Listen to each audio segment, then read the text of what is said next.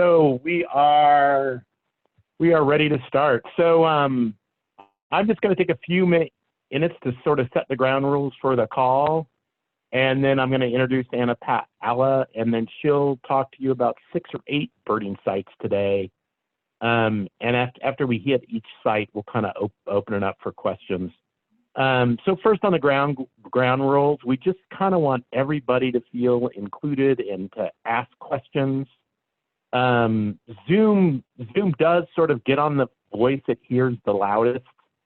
So if you feel interrupted and can't get a question in, just text it. Either Arturo or I will share the question. And Arturo has been he's been sort of the technical support on the call. I've been sort of the verbal part, but we're a pretty good production team, we'd like to think. But do feel free to open your microphone, unless you've got a lot of background noise or unless you can't hear. And then feel free to jump in with questions anytime. And truly just ask away. So just a quick agenda for today is Anna is going to basically talk about her 6 or 8 favorite sites in Guatemala birding. I'm hoping she covers T-call today, but I'm really not sure. But a little site description and sharing some of her favorite birds. And at the end of each site description, we'll open up the floor to questions. And then towards the end, with about 10 minutes left, we'll start to wrap up with maybe some final questions. But, you know, feel free to write your questions down or just, shout them out. And we have found this sort of casual, open conversation thing works really well. And anybody out there can open up their mic if they feel free to do so. So then just next, a little brief introduction of Anna Paola Oaksomes.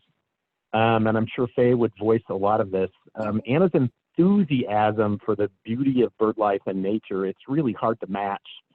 And she's just got a demonstrated excellence in learning bird songs as well, which I will never. She learns songs ridiculously quick. Anna's been a birder in Guatemala for about a decade, with nearly 7 years experience as a professional bird guide. I hired Anna about 6 years ago, and she coordinates our logistics on a number of tours around the world and takes care of our customers for trip preparation and support. And she really leads that trip preparation support part of the business. She's conducted a number of species studies for several reserves from Guatemala and Paraguay, in support of sustainable tourism initiatives. She's also been a teaching assistant with the Laboratory of Ornithology with the Universidad de Valle de Guatemala. I always have to apologize for my Espanol because it's horrible. And she's had several positions as a research assistant within the Department of Biology. She loves research in the field. And she really enjoys the company of bird watchers. She's completed her studies and has a degree in sustainable tourism and management. And again, all of our customers love her enthusiasm. And I truly appreciate her tour leadership. And as Faye will attest to, she dealt with the pandemic troubles very well while we had a Guatemala tour in the field and got everybody out safely in spite of the fact there was no available airports in Guatemala. But I mean, I really appreciated her leadership on that. She never gave up and kept working to find a solution. And truly, Anna's field skills and warm personality make her an excellent choice as a bird guide in Guatemala. With no further ado, Anna Paola, share with us some treats of Guatemala birding. Thank you, Charles, for the introduction. Just Arturo, I'm gonna ask you for some technical things. Sure, se puede ver el listado de las personas que están del lado derecho, ¿verdad? Sí. ¿Será que solo me puede dejar a mí para que miren bien toda la presentación porque lo cubre un poco? Ellos pueden, so on your screen, guys, do you see like a bar with all the participants? because if you only have like one screen, what she's saying is that you're gonna get covered part of the presentation. So if you just want to close that up, so you get the full presentation. But I think you can So do you that. can just close it. No, I cannot close it for them. You can't do it. No. We have just you now, and you're on the right now. You're in the Caribbean, so yeah. Unless we're doing ocean birding, we're okay. We're doing pelagic. Just go for it. Okay, I would just Anna, it'll want to make sort sure itself that out. everyone looks at the whole presentation. Like the Yeah, whole yeah. slide. Yeah, and Okay, I've got the so- whole screen, so go for it. So as Charles mentioned, we're gonna talk about birding in Guatemala. Not only my favorite sites, but also the sites that we normally do on a birding tour with the PIB. So this is the map of Guatemala. We border with Mexico to the west and the northwest, and Belize to the east, and also Honduras and El Salvador. We're a fairly small country, about the size of the state of Virginia. So, I mean, we're a very compact country. So on this tour, we're gonna we're gonna visit some of the places in the central part of Guatemala. As you may see, the point 1 is where we start in Guatemala City. And then we're gonna do a little loop on the highlands and the Pacific coast. And then we're gonna move a little bit to the center, to the dry forest, which is number 2. And then some cloud forest in the north part. And then we're gonna go all the way north, almost to the border of Mexico and Belize, where Tikal National Park is, which is a very special place in Guatemala, and we're gonna talk more about it. But first, we're gonna do a little leisure trip, but for that, I need you to have, let's see, a comfortable seating for this virtual tour. And also remember that you have to stay hydrated. That's a very important thing to do while on tours. Challenge accepted. Whatever type of beverage you may like. But now, seriously, so some of the field guides that we can use for Guatemala and the north part of Central America is the one that it's on the left, Peterson, Field Guide to the Birds of North and Central America. This one is from Jesse Fagan and Oliver Comar. This is a very nice field guide because it's very small, so it's good to carry it on the field, and it has all the illustrations of all the birds here, and also really good maps. So it's a very nice option. And then we have what I call the Bible for the birds of Guatemala. It's the one in the middle. It's by Steve Howell and Sophie Webb. And this guide has a lot of information. Even though it was published, I think in 1995, it's still a very accurate field guide with a lot of information of not only the habitat, but the description of every single bird. The only downside is like, it's very big. It's very chunky, but it also only has it doesn't have the migratory birds illustrated. But it's a very nice guide to have for information. And then the most up-to-date one is the one to the right. Let me check this. Bird of Central America. And this one was published in 2018, if I'm not mistaken. And the illustrations are very, very, very good. And it's a little bit big too, but it's the one most up to date. And the good thing that it covers the whole Central America. So you have more information too. Okay, we're gonna start in the dry thorn forest. of Guatemala. This is a very special habitat. As you may see, why this habitat was created. And it's because of the big mountains that you see in the background. So what happens is that it makes this rain shadow effect. So the mountains stop the humidity of the clouds coming, and that way, that's why on the other side of those mountains you'll have cloud forests, very rich in humid cloud forests, and on this side you're gonna have the dry forest. This habitat is it's very specializes on very dry thorn plants and cacti and brushy fields. So what can we encounter in this habitat? We have our first species of mudmud, the russet-crowned mudmud. And as you may see, it's a very, very nice looking mudmud. And the special thing about this mudmud is that you can see the range.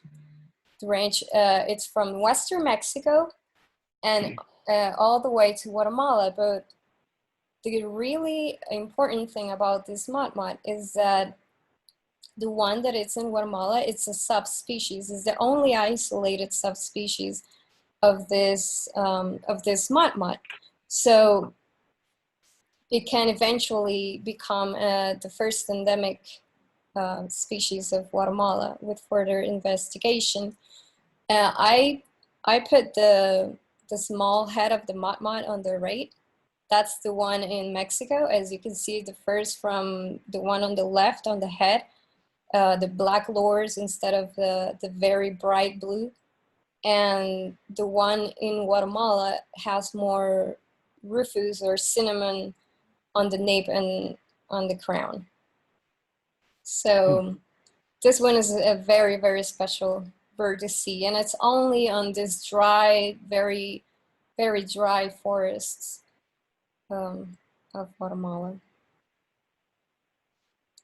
Then we move to the lesser roadrunner, which is like the small version of the ones you have in the US, which is a greater roadrunner. And the only like difference is the size and little streakings on the breast and the chest of the bird, and the buffy color on the belly. This is the distribution as well. It overlaps a little bit with the greater roadrunner, but just by a small amount of area. This is a very nice bird to see jumping, and when it's foraging, when it's chasing little lizards and insects. It's a very nice looking bird. Now we move to the cloud can forest. we just take a little break for any questions about the dry forest? Anybody got any questions about the dry forest at all? Well, I have a humorous one, Charles. Go ahead, Steve. Is the lesser roadrunner chased by the lesser coyote? Oh, I haven't seen that here, but I saw a video of the greater roadrunner being chased by one, which was very funny. Hey, and how tall is that lesser roadrunner typically? Let's see. The greater seems maybe 12 to 14 inches-ish. Yeah, but this one is like 2 or 3 inches less than the greater, but I can't recall. So it's a little bit small. Yeah, so maybe smaller. 10 inches, give or take a little bit. Mm-hmm. Got it. Okay, Any other questions out there at all? Hearing none, we'll move to the cloud forest. Okay, so we move to the cloud forest now. This is a very nice habitat. It is one of my favorite ones. It ranges from 3,000 to 9,000 feet above sea level. Has a very lush vegetation with avocado trees, pines, oaks, and tree ferns as well. As you may see on the picture, we have the very giant tree ferns. And it's a very humid and temperate and sometimes very cold place, and very rainy, of course. So the type of birds, species of birds we can see here are, of course, the beautiful resplendent quetzal. This again has two different subspecies. The one that it's in Guatemala, Honduras, and El Salvador in the north part of Central America, and the one in Costa Rica and Panama. The difference between these subspecies is the one is caught in Costa Rica is a little bit more smaller, and the cover tail, which is the big, like the big feather that you see on the back of the bird, it's bigger on the subspecies that we have in Guatemala. It's about 3 feet long. So it's a very, very large. And the one here in Guatemala has more golden color on the feather. And this is our national bird. And it's just very stunning. And for me, one of the most beautiful trogons in the whole world. It's just a beautiful bird. And I remember the last time I had, in March, when we had the tour, we had spectacular views of this bird. It was just amazing. It was on the nest, and you would see the male coming back and forth with this huge long tail just in front of us. And it was a very, very beautiful thing to see, and really appreciative of how that specific individual cooperated with all of us. That was a really nice view of that bird. Okay, so we then go to you see the unicolor jay, which I don't know what this jay has, but like I really like it. It's one of my favorites. That's beautiful. It is beautiful, even though it's just like the name says, like unicolor, just one small, just the blue.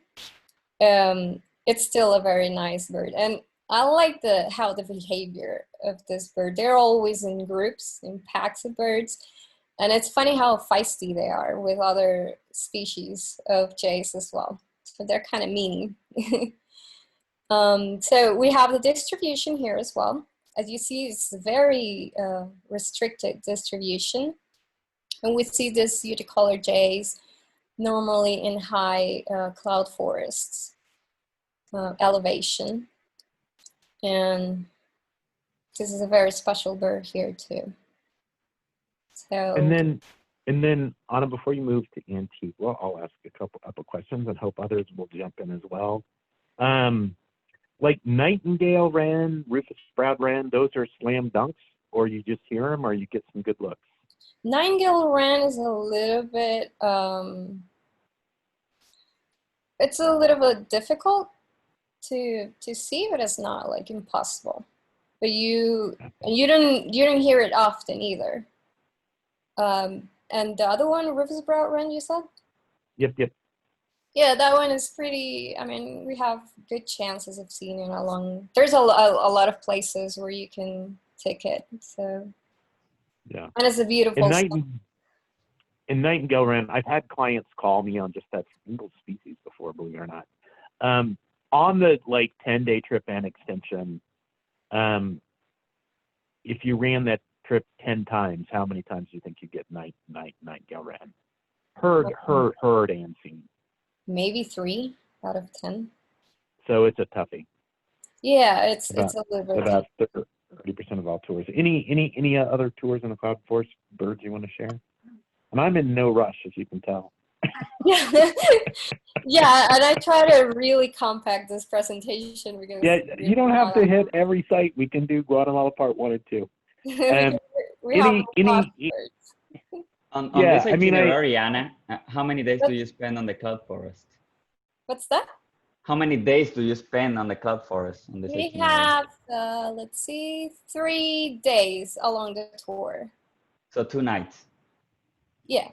But in different places on Yeah. Cloud Forest. Well, I wanted to make a comment, if I could, about Shoot. resplendent quetzal. And I had seen resplendent quetzal years ago in Costa Rica, and of course it was fabulous. But I was not prepared to see the one in Guatemala, which was just amazing. I mean, see that tail ripple as it flew past us was just stunning. And it really is just much more breathtaking than the one in Costa Rica. From experience, that's what I experienced. I just was floored by how much larger the tail was and just the way it rippled. I'm repeating myself. Okay, I thought it was pretty No, cool. Faye, that's cool. Thank No, you. we appreciate Yeah. the comment. Any other questions or Yeah, any if- other questions? to ask the Charles question about, out of 10 trips, how many times do you see the better than Panama and Costa Rica quetzal? We basically see it every single trip. Good. Thank This is you. just like one time or two times. And so there's several shots to get the bird, or several times play aces to see the bird. Yeah, we have and they two. vary in reliability, but I truly, I mean, I was at a different site and we saw like 4 or 5 of them fly by, and it was pretty spectacular. Wow. Yeah, we only Any, had yeah, well, she was pretty lazy on that tour, Faye. flying by,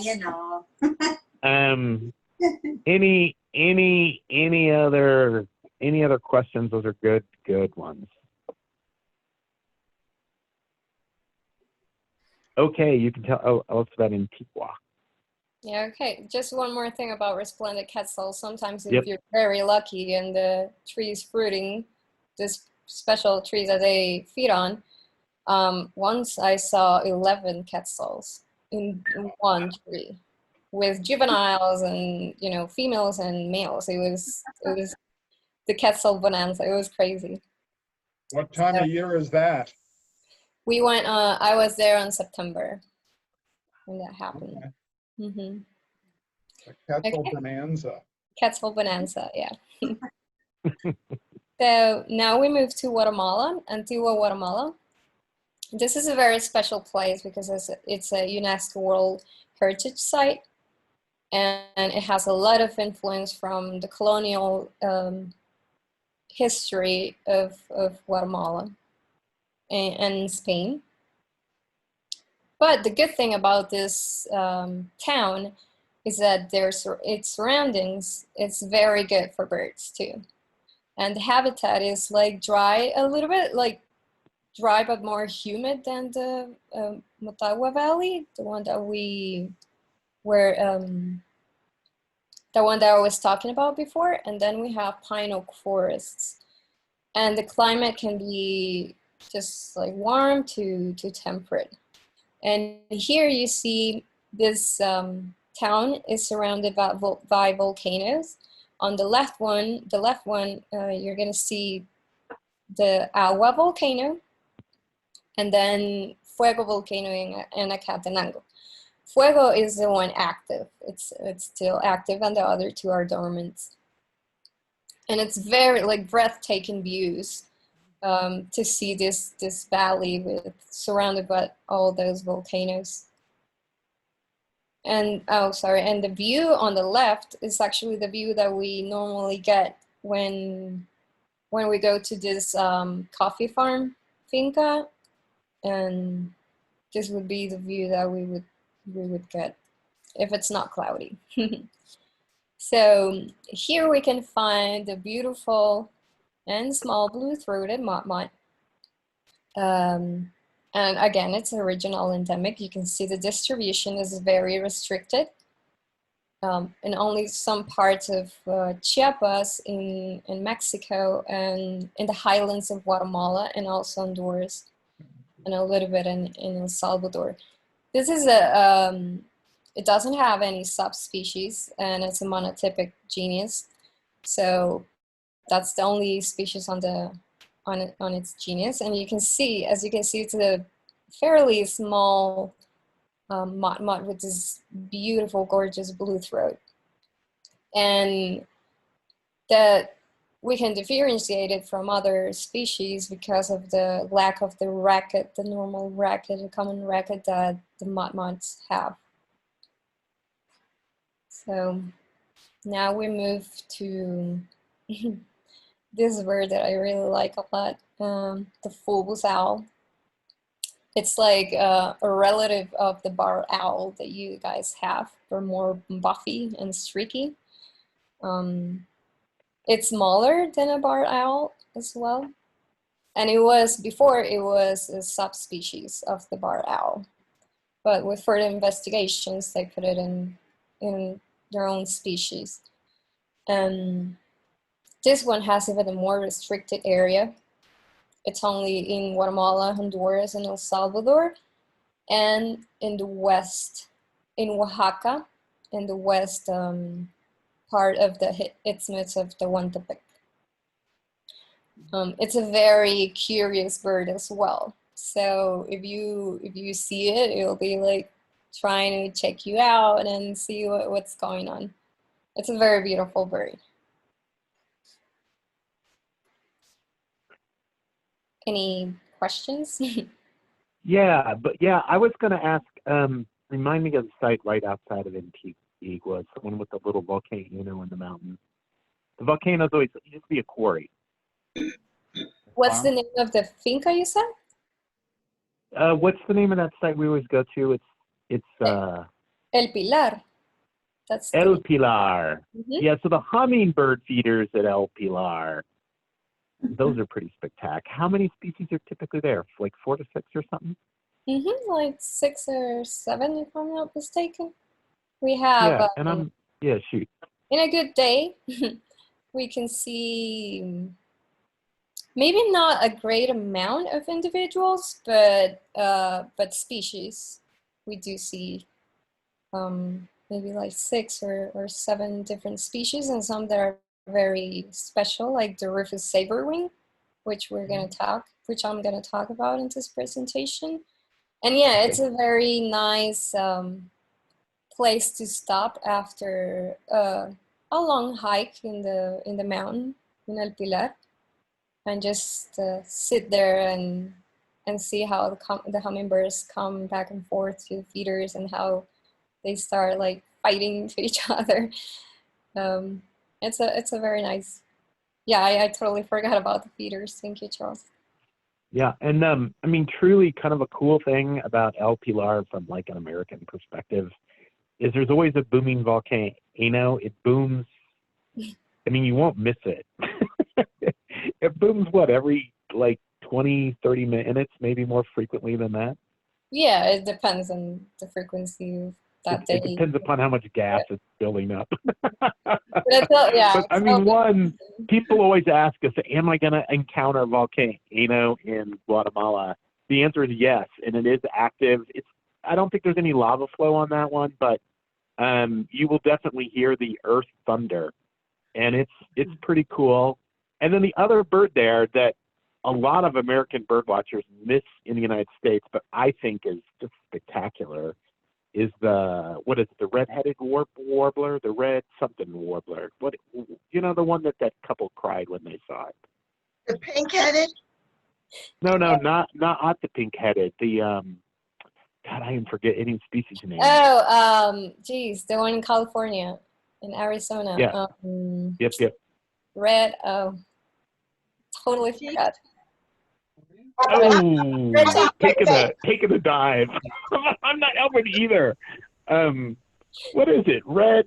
Is it red cap? Red face warbler. Red face. Thank you, whoever bailed us out. Thank you very much. New Orleans Yes, I'm red-faced, Anna's red-faced, but it is the red-faced warbler indeed. It is really gettable at El Pilar, and you get great looks. And truly, we've had clients like just cry when they see it because they've tried so many times in Arizona and California, and there it is at El Pilar at close range and good looks, and it's a beautiful bird. And we other bunch of species from this side of the world. Yeah, Like and fitting, the other nice, yeah, shoot. no, Go I ahead, was dear. like fitting I with mean, other cool species that you won't get in the in the US. Yeah, I mean, and some other cool USA birdies that you get there are crescent-chested warbler, red-faced warbler. I don't think I'm missing any, but I mean, those are ones that are really hard to get here, but really easy to get in Guatemala, and you get nice looks, which is a nice thing. Okay, I'm done chatting. Any other questions about El Pilar Antique Igua? Anything to add for those folks who've been in there before, like Faye? This is stunning, and really enjoyed the volcano soundtrack. Yeah, no, it's very cool. And truly, the sort of restaurant district in Antigua is really fantastic too. I mean, food throughout the tour is great, but Antigua is kind of the chic part of Guatemala, where all the artists go and hang out, and it just has a really nice sort of nightlife and restaurant scene. So it's a nice little place to stop and spend the night.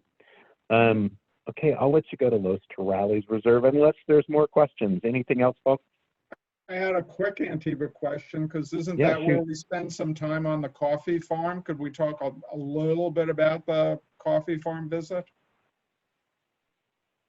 It's most in another area that Oh, okay, we're fair gonna enough. visit. Like Los Terrales is another coffee farm.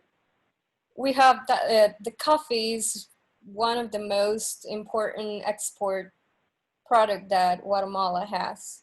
So, and actually for Guatemala, you normally think that coffee plantations are bad because of deforestation, but specifically on a case in the Lake Atitlan area, we're gonna talk right now, actually coffee farms reduce the amount of deforestation that was going on in the 1800s, because they wouldn't let people get into their land, so the amount of cutting was reduced. And here in Guatemala we have a really cool initiative with the private reserves, and most of them are coffee plantations. So they've been encouraged to plant and produce coffee, shade coffee, instead of the open areas without any other type of vegetations around coffee. So even though there's a huge amount of coffee plantations here in Guatemala, it's still a good thing to have some of these plantations here, because they do a really good job in conserving nature as well. As this is one of the cases in Los Terrales Nature Reserve, which is actually one of my favorites, favorite places to go birding, because the amount of birds is just incredible. There's 350 bird species recorded and counting. And as you can see, it goes from the lower parts of the Pacific slope in Guatemala to all the way to the peak of Atitlan volcano, which is the one that you see on the picture. So it goes from rainforest in the lowlands to cloud forest in higher altitudes, and it ranges from 2,000 to 8,000 feet. And yes, you can also book a little coffee tour on these coffee plantations, where they'll show you the whole process from planting the little, the seeds of the coffee to all the processing of the coffee. So, and of course, the coffee that you get in Guatemala is very good. Very, very tasty. We drank some this morning There you go. in honor of the tour of today's tour. Yeah. Okay, so what type of, what birds could we encounter in Los Terrales? We have the very beautiful Asherum tanager, which are maybe like 2 species in South America have those like very nice blue turquoise coloring on a tanager. It's a very, very special one, extremely restricted to the highlands of Guatemala and Chiapas. You can see the distribution on the right. And it's a very endangered species because of habitat loss. So you see it here. It forages mainly on fruits. And even though it's a very endangered and restricted species, it kind of does well on habitat degradation. So it can be both in coffee plantations and in the sides of edges of forests as well. And sometimes it was a little bit tricky to see it. You might have to work a little bit to see this bird. It's easier to detect it by its sound, even though it's a very sweet and low sound, like I don't know if you guys could hear that, but yeah, it's a very, very beautiful bird, and it's not that well known scientifically. Like there's a lot of things that we don't know about this bird, but so we move to the Rufous saberwing. Oh, and this one is specially made. This slide was specially made for Charles because he missed it on the I have dipped on that bird.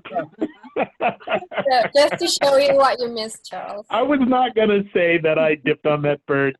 Truly, the guide pointed it out, and everybody else on the tour saw the bird, and I missed it. It was not the guide's fault. I'm kidding. No. It was sloppy birding on my part. This is my my souvenir is a little model from Los Terrales gift shop. Oh, did it make it through? It made it. It made it all in one piece. Yes. Great. Yeah. So, and we can see the Rufous saberwing as well. This is a fairly a big hummingbird, and as you see, it's basically all rufous in front, and then in the back is a little bit greenish. The distribution as well is just the highlands of Guatemala and west of Mexico and El Salvador and a little bit in Honduras. This one is I would say the relative of the Rufous, the violet saberwing, which is basically the same bird, just in violet, purple. But that one ranges from the north part of Central America all the way through Costa Rica and I don't know if Panama, I'm not sure. But this one is it's a very, very nice bird. And as I said before, I try to compact or compress like most of the birds that we would see on a trip. But there's so many other birds like in this place, like the long-tailed manakins that we were talking about before, doing their little lek. It's a very nice thing to see, and toady moths, and let's see what else. A lot of raptors too, if you're into raptors, like white hawk and black hawk eagle, ornate hawk eagle. Also owls, and it's just a really nice place to stay for 2-3 nights. Then we have the blue crown chlorophonium. This one, it's a fairly small one, and it's different from the one, I think it was a subspecies before, the one I think is golden around something called Chlorophonia in South America, but now it's its own species, and it's so beautiful. Like when you see it, it's just this big flash, not big, small flash of emerald green on the tree, you know, and it's just a beautiful little bird to see. And the distribution, again, just some parts of Mexico, Guatemala, Honduras, all the way to Nicaragua. So we moved to San Lucas and Santiago Atitlan. Okay, let me ask a couple more questions and we'll jump in. Mhm. So one, I just want to comment on the coffee farm situation in Guatemala. I mean, I obviously sell a lot of birding tours, but one of the things people sometimes ask is, you know, what cultural things are we going to do on a tour? Truly, one of the great things about birding tours is being able to see how people live and work. And Torrales is probably, I mean, there's a couple of coffee farms on this tour, but and they're actually pretty different from sort of an economic standpoint, I think. But it's just interesting to see how people live and work. And you can see two really good examples, one at Torrales, one at the, what's the coffee farm owned by Starbucks? It's not owned by Starbucks, but Las Okay, it's not, but they buy a lot of their coffee. What's it called? Las Nubes, the clouds. Las Nubes. Las Nubes is really luxurious, limited lodging. We can never book it. It really is a frustration of both of ours. But truly, if you get to go to both Las Nubes and Torrales, it's an interesting contrast and how two different coffee farms are run and how people live and work. So it's a really nice thing about birding tours, seeing the way people live and work, and not in a gawky kind of way, because you're kind of like you're kind of right there, and it's a beautiful thing. So I just add that for the coffee farm part. And then questions for Anna. Total hummingbird species on the tour typically? 14, 15, 12, 13? I know. That's a good question. I would say, yeah, maybe 15 or Yeah. 10, 15. Mm-hmm. Yeah, I am the big quantifier Yeah. too. And then Chlorophonias, euphonias, truly, you see them in the field guide and you think they're like tanager size, and they're like half that size. They're dinky little beautiful birds. But how many euphonias and Chlorophonias do you see? 3 to 5, something like that. This is Graf, yellow-throated, white-vented, maybe 5 or 6, yes. Yeah, okay. Mm-hmm. Yeah, and it's okay to mention those species names. Okay. Any other good questions out there? Any questions are welcome. Anything else? Any toucans? Yes, we have on this side of the highlands, we have emerald toucanets, which are this, we have color arizaris as well. Okay. The emerald toucanet is the one, the greenish one. Yep.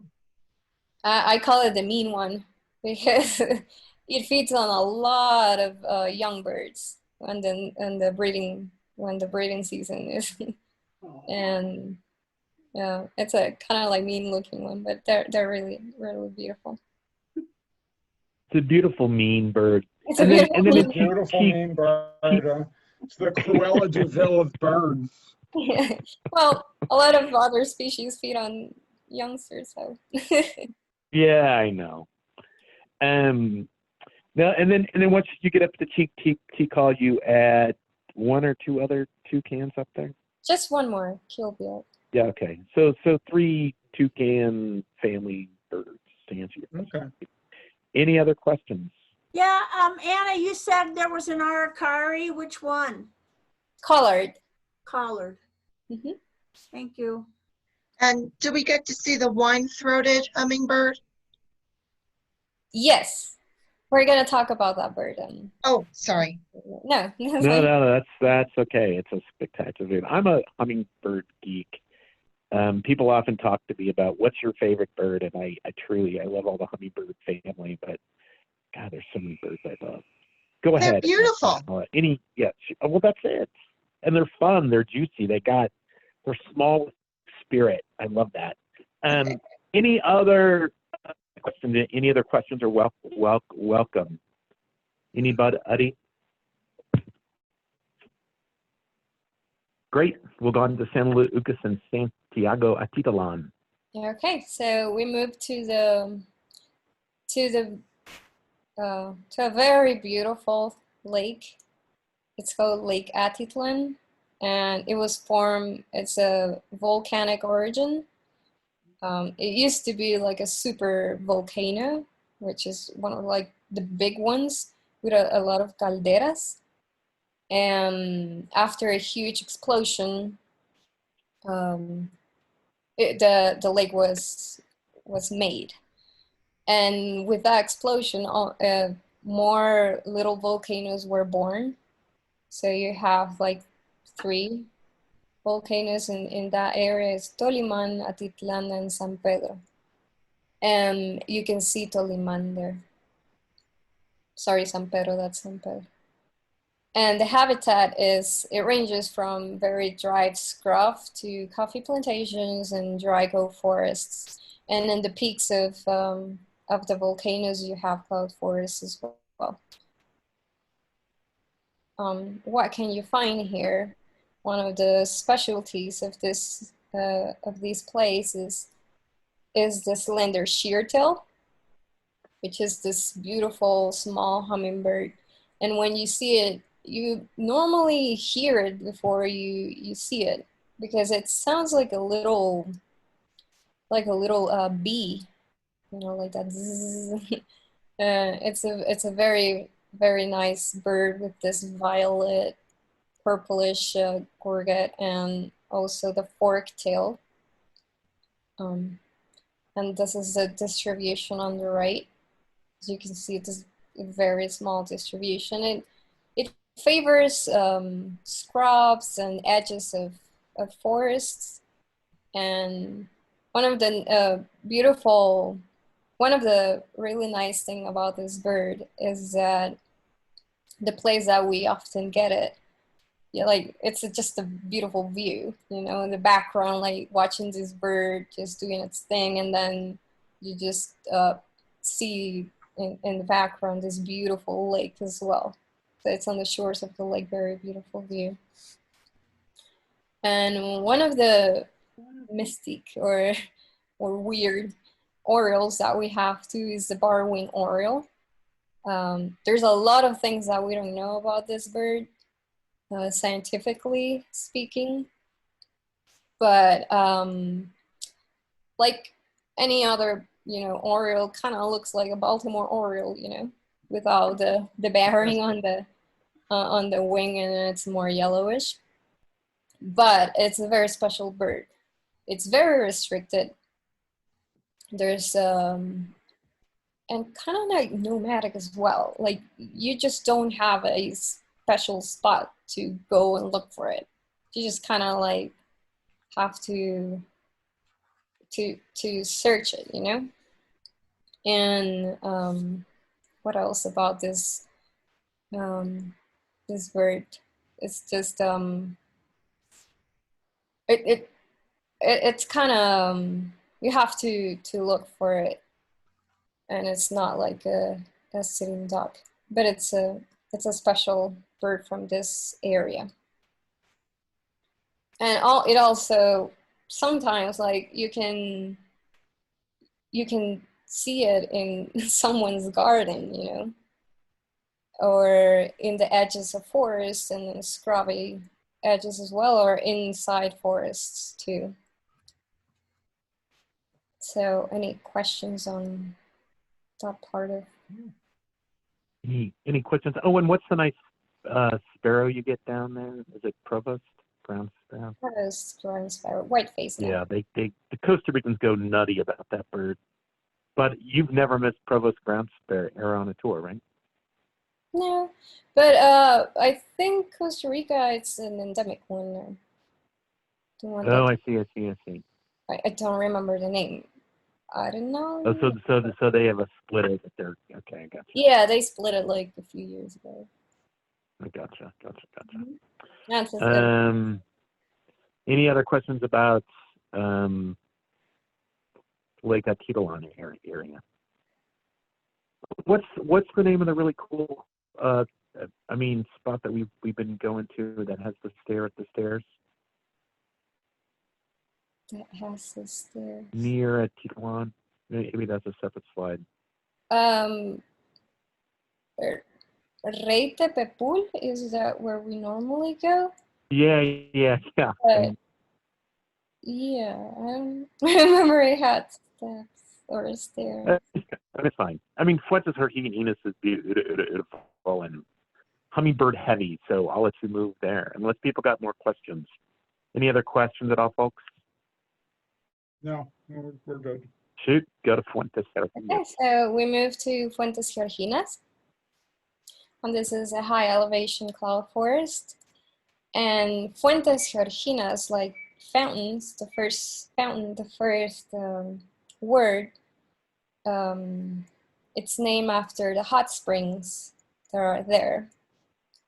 So this is like a typical view of the place. You know, you can be swimming on this beautiful hot springs, and it's a very cold place, so it's nice to have those hot springs and then this lush vegetation and cloud forest area.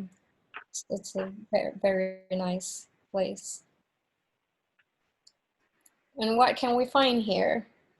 So this is one of the most sought species in Guatemala, and no doubt why. Look at the distribution, and so restricted, and of course, like gorgeous color on I need him. and this warbler. It's just a spectacular view. It's a very, very beautiful warbler, and I don't think I've seen a lot of warblers with those type of colors. Of course, you have the red warbler on the side of Mexico, but the pinkish colors on a warbler are not that commonly seen. This one is, again, restricted from the highlands of Guatemala, but it also does like dense forests and also edges and some degraded forests as well. And Fuentes Jorginas is a very good place to look for them. And sometimes you're very lucky to see a feeding flock with other bunch of warbler species. And sometimes you might get like 16 to 20 warblers, like pink-headed warblers on the same flock. And sometimes you just get one or two, but the Sign thing me is up. This is Brenda. Sign me up. I'm in. Yeah, and truly another just crazy, ridiculous thing about pink-headed warblers is they vary racially a lot. Like within a group of 20, you'll see just all sorts of different variation in the pink-red mix, right? Mm-hmm. Yeah. So that's also a really cool thing about that warbler. Yeah. Anna, Yes? is this a given that we would see it? I would never say a bird is a given, like not even the grackles, because sometimes you just miss birds. But this one is fairly, we've had very good chances of seeing it. And there's 2 or 3 good sites. I don't think we've missed it on a trip. I don't want to jinx it. Yeah, I don't think you've ever missed it. Yeah, so to answer the question, I hate when guys answer that question that way, but it's just that you just really I sell tours, you're going to see the bird. But truly, that's why I always quantify things. Out of all the tours you've done professionally in Guatemala, you've never missed pink-headed warbler, right? Right. And how many times do you see a pretty big flock on a tour? I mean, out of 10 tours, how many times do you see a big flock versus just 1 or 2? Normally on a tour, we see like 6, like just not that many. 6 different sightings or 6 different individuals. You know, like a flock of 6, or you know, like Yeah, okay. that big flocks. All right. I think So you someone. won't miss it, but you'll see sometimes your flocks aren't as good as 12 or 20. I've seen a big flock a couple times at both Fuentes Argentinas and I'm gonna forget the name of that site. The one that's on the way to Lake Atitlán. That's like the restaurant with the good coffee. Or something. Yeah. Rincón Suizo. Yes, Rincón Suizas. Now, that was a important bird area for BirdLife International. But there was a time that we couldn't get back in there and hike around and bird. Is that true, or is that gone by? No, you can do it. You can walk it. Yeah. The food the breakfast is great. Yeah, The the food is pink-headed warblers are great. And the chocolate coffee drink thing is pretty spectacular. One thing I remember about this bird, the last trip, the past trip that we had, where Faye, you were on it. I did a little bit, kind of like of a joke about this bird.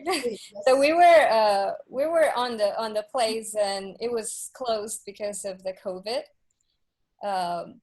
They started closing like all the places. So I was like, you know, guys, let's just try to take this one. Like, I really want you guys to see it. So let's just go outside on the road, and maybe we're lucky enough to see it. So we went, and we were in the parking lot, and I was looking through, you know, the trees, trying to find it, and I saw it. So, and it was really nice because it was just in one tree, far away from any other tree. So I told the group, like, hey, there's a little warbler on that tree. Can you tell me what it is? And they started looking for it. And I remember Faye's reaction. It was so funny.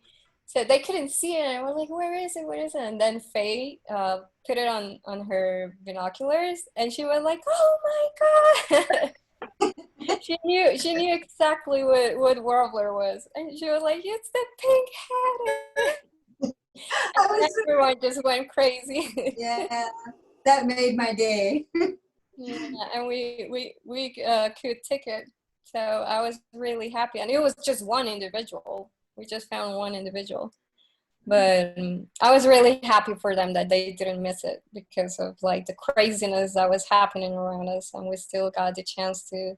That was one of the last species that was on that trip because it had to be, you know, shut down. Hey, Anna, we're starting to go long on time. Okay. I don't think we'll finish Tikal today. Do you want to wrap up on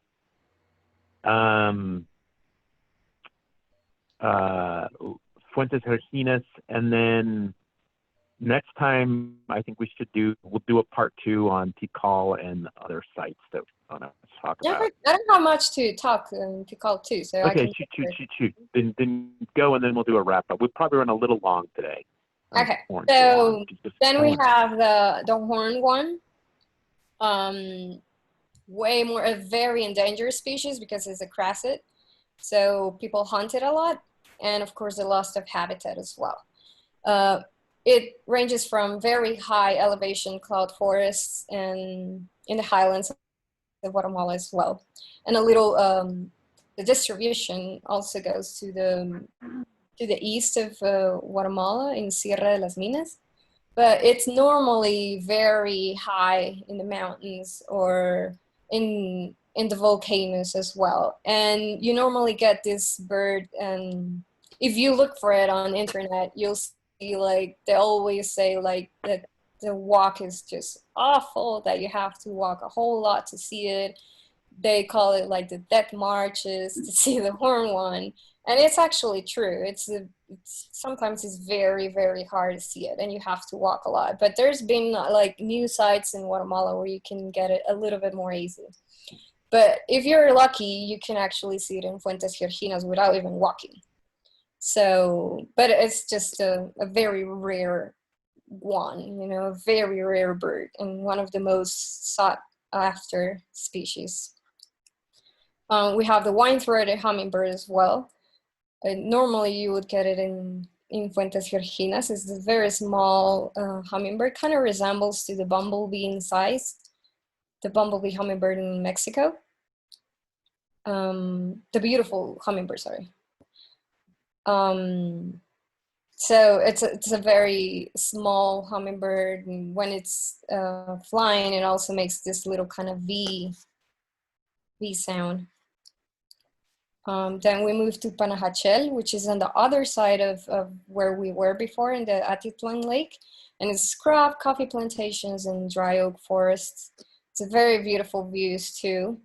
We get there the blue and white mockingbird, which is one of my favorite mockingbirds. It's just that the blue with with the contrast of white as well. It's a very neat bird, and it's kind of skulky sometimes. But yeah, you see the distribution as well, very restricted, only to the north part of Central America and Chiapas, Mexico. And the song is just beautiful. It's a very, very melodic one. Then we have this beautiful, gorgeous flycatcher where you normally don't like go crazy about flycatchers, but this one you should. It's a beautiful, beautiful, beautiful belted flycatcher. And it's only two species in that genus. The other one is the pileated flycatcher in western of the Tehuantepec Isthmus. But this one, as you may see, it's a very rare bird and very restricted one, and you can see it in Lake Atitlan as well. This beautiful crest and the color on the chest is really beautiful. Now we go to Tikal National Park. Hey, can we just save Tikal for the next presentation? Yeah. So truly, one of the things I enjoy about Anna is her good company, and I think Faye would say so as well. So we've run a little long today. So there's a couple administrative things I need to plug in here, and then we'll sort of open up for final questions. And I'll try to be quick because I know we're running long on time. So one, if we are videotaping this and we want to share it with Facebook, if you do not want your questions put forth or anything that you said, and I've tried not to use last names on the main presentation. I may have slipped a couple places, but if you've got any concerns about your privacy, we always respect that. So email operations@pibird.com and we will edit you out, or we just won't put it up if there's a big demand. But so again, if you've got privacy concerns of us sharing this content on Facebook, write operations@pibird.com. And please do so in the next 24 hours. A lot of people miss these calls for whatever reason, and they just want to see the video right away. And then two is we do have what we call the 100-day discussion on all of our tours. Truly, I'm praying that we see a vaccine somewhere between September and March. As soon as we get a vaccine, I know the bookings on our tours will boom. But we do have a guarantee, like even 100 days before all of our tours, we're going to have a discussion to make sure everybody feels safe before they book the tour. And safety for most birders means a vaccine. Some places, maybe when cases go down. But quite frankly, Americans have to be welcome in the country as well. But if there's any safety or restrictions on the tour, we want to have that discussion 100 days in advance. As Faye can attest to, we don't want any more tours in the field where we have to get people out because it is a lot of work. We just want everybody to feel safe. And then, so 100 days before, we want to make sure the tour is going to stay on go. If we have concerns, we're going to postpone the tour.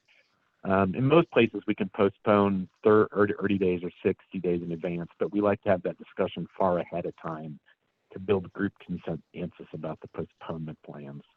I won't do my longer spiel. Any other questions at all? Yeah, we had a Yes. question here. Okay, Yeah, go ahead, Colin. Shoot. Go after you.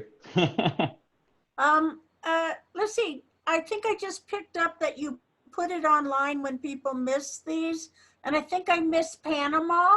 Is it somewhere I can find it? It is online. I'm gonna send you the link right away. Okay, thank you. And that's calling, well, I won't mention her last name, but if you don't have her last name, just remind me and I'll hand it along. Smith. Any other good questions? Around how many species do we get to see for the tour? About 250 to 300 species. Awesome, thank you. And I have another question. How do we get to the tea call? Do you take a plane or a van? Yes, we normally fly. There's a direct flight from Guatemala City to Tikal, which it's only like 40 minutes. Thank you. Right, and Colin, we have driven that on one tour. Really 30 between the main part of the tour and far north Tikal, and the flights have dropped down to about 160-200 round trip. So it saves time and money to just fly. Okay. And the flights are usually reliable unless there's a pandemic. And there you go. Okay. Good question. Any other questions out there? Yeah, we had a one asking how is the road conditions in Guatemala? If you do it all by driving, how the roads? Mm-hmm. So road conditions where we go are very good, like just normal roads, without any difficulties. You can drive along the route that we do. There's some parts that we use, like inside fincas or reserves. We use different types of 4x4, cars, because they're kind of like steep little roads, but it's just like for 20 or 30 minutes, and we go very slow, so it's still comfortable. What else did it say here? Yeah, we do most of the tour is we do driving, just that little part that Charles was talking about, from Guatemala City to Tikal, which is a flight. And then the rest is driving. And driving between sites, it takes you maybe like the longest drive that we do is maybe 3 hours. And the rest is from 30 minutes to 1 hour normally. And Yeah. Any other questions at all? Do we get to see the oscillated quail? Oh, awesome. Good question. Great question. On this specific tour, no. Oh. But you've been finding it recently in a couple gardens and that kind of thing. Yeah. Are any of those sites becoming reliable? There's a new site on very close to the lake, to Lake Atitlan, which is called Los Robles, but it's still a very skulky bird. So, and there's one site here, I forgot about that site, here in Guatemala City, actually, where I've been there like 5 times and I've seen it 4, but it's still a very, very hard bird to see. You have rare chances like from July to August on this months to see it. It's less skulky, but it's still a very difficult bird. Unfortunately, it's more of a rainy season bird. And truly, if you just want to add to try this 80% site, this is a new site, right? You've just found this since the start of the pandemic. You started to scout this in the last year, right? I think like 2 years now. But yeah, it's a fair.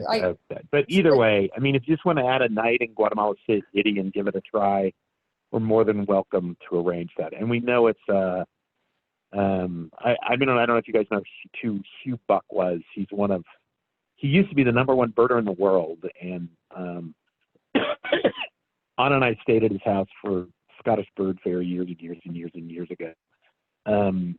And Hugh's like one sort of nemesis bird in all of Central America. He was the #1 birder in the world.